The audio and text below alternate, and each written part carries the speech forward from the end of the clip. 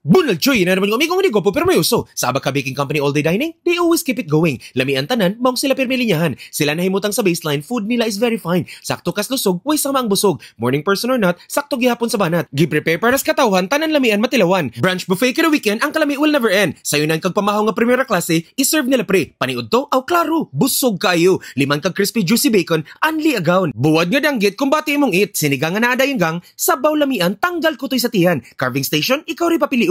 Galing niya nga mga lamion, lechon belly, crispy skin so even, fatty and lean meat combi so juicy, roasted beef and chicken finger licking. Kompleto pag yun sa mga sauce, pili lang boss. Veggies and salad you want, they always grant. Nada yun di nakapapaabuton. Kung seafood lover kagoy, automatic na choy. Na crabs, shell and more, sila imong iador. Linyada sa sandwiches, bread and pastries, ilang delicacies. Desserts pa imo, ikaw ang amo. Matcha and chocolate whole cake para imo lang i-bake. Quiche Lorraine, tangtang imong migraine. Kung gigutom ka, kaon! Nawa ka?